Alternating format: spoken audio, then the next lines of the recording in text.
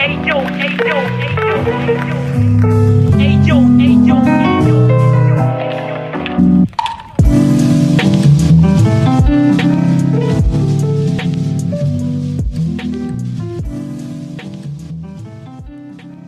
project is a no-profit foundation about visual art and photography. If you want to help us, just drop a donation on buymeacoffee.com/BerlinExplorer. And Luca is, as you said, is a very good photographer and is very professional, and he has something very important hidden in his heart, in his spirit, and I think he when he pick up something from that ecosystem in his heart about naked and raw pictures and the true, and starting to watching the true inside the pictures, I think is very, very magistral. And both of them, so as I said before, Alessandra and Luca working on Bad Seed magazine, and we are thinking about to do something with a special issues about bad seeds. So of course Luca will be part of the project, as he is in the team, in the main team of the zine. So the point is to feel the part of the underground publication, but to give to the underground publication the true dignity and the importance that they have in the world. You are a creative. You told me you are a creative. You are like a designer, and so you know better than me how the mainstream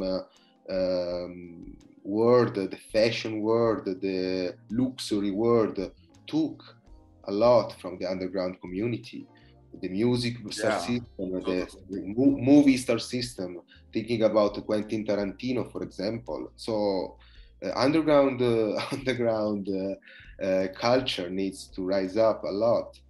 Yeah, I'm totally in. I mean, I come from graffiti. I made graffiti for 13 years, and I can say my family is not a family come from the street, but I was always totally curious. I'm a person totally curious. I cannot stop to be curious, to explore. I really like to go deep in everything I get in touch with, and I spent half of my life in the street, maybe also some years more, because for me it was something totally far away in a way from my family, and I enjoyed it a lot. I can say the underground offer a lot, and I'm totally believing in the idea that in a way or another, for sure we need a certain education, but a certain education come also from the longing for education. And I can say when I was young, I did my first year of school 5 times, and in the end I went out from the school with the minimum vote possible, but that was exactly the mirror of the society I was living in. In Naples is like that. I think as in Italy, as in other countries, we don't really see the value of someone. We want to see the value of someone in base of what is a regular structure everyone called follow. But the point is, someone called or not called follow that rules. And I think what we find underground is the real truth, the real life. That doesn't matter if you know more or less.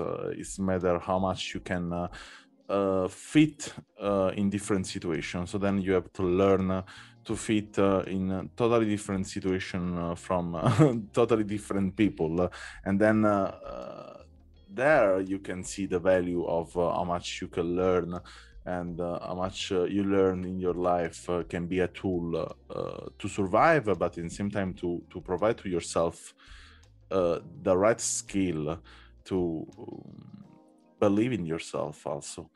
And yeah, I'm totally agree with you about to push the underground, but in my way, I can say more than to push the underground. What is the main of this project I do is to empower the humanity of people. The point is exactly this. Probably it's not really easy to communicate that, but I think there is a real interesting story behind everyone, and this is what I totally believe in from a couple of years, that everyone has a beautiful story in terms not of aesthetical beauty, but of really deep and emotional part. And also the person is seated every day in front of the TV, probably has a lot to say. Doesn't matter if you are a real photographer, if it doesn't matter if you are a real artist, if you feel or not, in a way or another, you are producing something, you have a life. And something I've said yesterday exactly to a girl, started photography recently, and she's from the Philippines. I've said where I will, because she was wondering about herself. She was saying, I'm too shy, I cannot accept myself, blah, blah, blah. Things usually every young say. But what I will love to suggest in this case is there is something I was talking with my girlfriend some months ago, and was so powerful that we made this philosophical thought about that it's really easy to understand how much one human has of power. Imagine that every one of us born because fighted with the other million of spermatozoids to go inside of the ovary. And imagine how much power there is in that, and how much power there is in the things that to go out from your mother. You put the 70-80% of power to go out and to have your birth. And if we don't consider that power from the beginning, and we still think about everyone has to have the same education, everyone has to, no, this is not the truth. The truth is everyone deserves to empower them power, because everyone has a different power. And so then I think this is the main point of what I do and what you do. It's empowering the communication of everyone, and communication is everything, I think. Yes, yes, I totally agree with you, and uh, you know, it's a very very touching speech as you made, and I think our most important enemy right now is the virtual, the concept of virtual, because we're starting to see people not for the value, but for the value that they bring, about money, about how much they rise up money, and then following, and then followers, and then everything became more virtual. In the beginning of the time, you are a fisherman, and I was a cook. You bring me the fish, I cook the fish. Then became the money, the coins, and that it will be a prototype of virtual stuff, because it's okay. I give you that paper for I don't know why. And then now we have bitcoins, and now we have an FFP. I don't know what's the name of the Yeah, artist, yeah. creature like that. And then we have Instagram, and we give our ideas or pictures from Luca, Alessandra, and all the people to Mark Zuckerberg. These are rich people, and people would like to be like Mark Zuckerberg because he's very rich and he can buy Jamaica, the island of Jamaica, like sending like a PayPal. So I think this is, as you said, is the reality. a spermatozoid and a bird and a people and a power inside a people, inside a person. And the enemy, the chupacabra against we have to fight is the virtual, this virtual. Do you remember there was an anime, there was a big robot called Daitan 3, Daitan Yeah. 3. You remember there was the enemy was like a brain in a robot, like this, and future could be like that. So be careful. Yeah, I think also in a way, you live in Italy, so we are Italian, me and you. But I think what's a bit a point of view I have discovered during my travels and during my years spent abroad is what we have really to learn is when we learn different languages, we start from a point that we could not, when I came here in Berlin first time 7 years ago, I was not able to speak English at all. I was totally out of the word. And but the feeling I had here was so crazy and amazing, and was that I felt myself a drop in the word, just a drop, and I felt like. Instead of feeling fear, I felt like, wow, fucking amazing that things. So that means I had to groove inside of this big sea and find my inner voice. And I remember at that time, my mother told me, yeah, don't worry. After 3 days, she told me, don't worry. If you want to come back in Italy, if you want to come back here, don't worry. You can do it if you are not comfortable there. And I said, yeah, also, if I'm not comfortable, I have to find my way. And then I pushed myself. I pushed over the limit. And today I can say I speak many languages, but it's not only the things to speak many languages. I speak the languages of the visual. And I keep in touch every day with different people, and I think this is only because other people had the idea to connect other people, now for a reason or for another, if for money or for something else.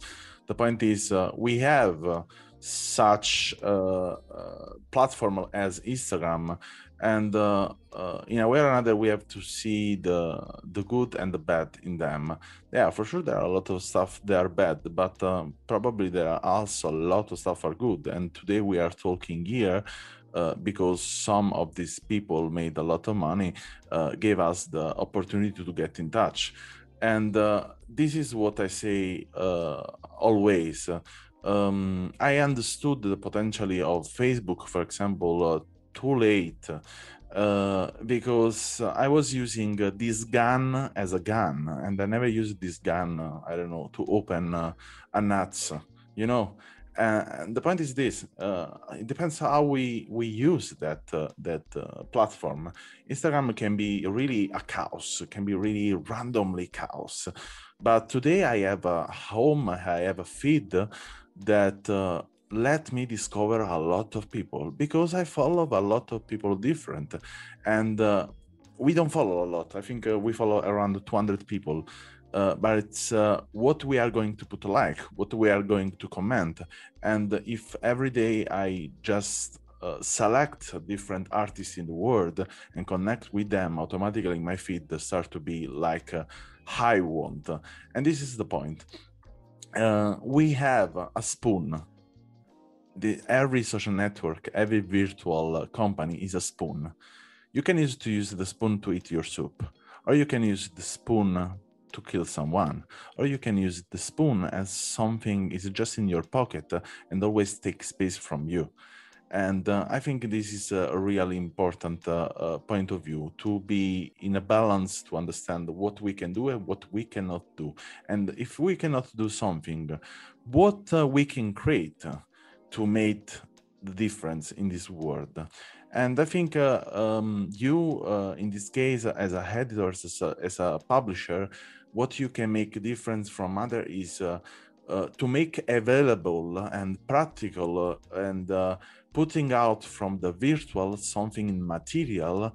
And that materials, it's really interesting I heard a lot of comment from a lot of people bought my magazines or my publication, that to have the print and touching this print, also if it's little, is a totally different feeling. And this is the point. This is the point today of visual art. We want to publish as many as possible magazine, editorial project, books, poster, or what else. But with the idea that to don't over-publish, we don't want over-publish, we don't want to be Taschen and publish a million of books that probably they go to be recycled, I hope, and not put it in the trash. Also because we have to, in a way, respect the nature and respect also the overproduction. So in a way or another, I found my balance. Printing a lot, but not a lot to destroy the nature. Printing for the one they want this publication. And in a way or another, also give value to that, because as you do it also with the book of Alessandra Pacha, I've seen there are 300 copy, that there are 300 copy. Probably we do it also second edition, but the point is, if you get your copy, reserve your copy, because it's something is insert inside of your life, and then it's like you, in a way or another, adopt a child, and then you have to take care of this child. Then you have to see every side of this child. Then you have to analyze this child. And probably when you get back from your bookshelf, your book after 10 years, you will still have this emotion, because there is smell, there is touching, there is vision, there is everything. So, and with that, I thank you a lot for your voice. And yeah, for sure, we will do it another podcast soon for a possible collaboration between us. Yes, thank you so much for invite me and to give me the opportunity to talking about King Koala. And we don't have child, nobody of us have child or childrens, but we have koalas, so like very very like a children's. So we hope to spread in the world more koalas. Yes, yes, of course. Thank you so much, and I hope this initiative go ahead for a long time, because you give an important space to people to talking about these productions. That's my pleasure. Thank you. Thanks for listening to our podcast. Learn more about our project at allmylinks.com/BerlinExplorer, or visit our Instagram and follow Berlin Explorer Project.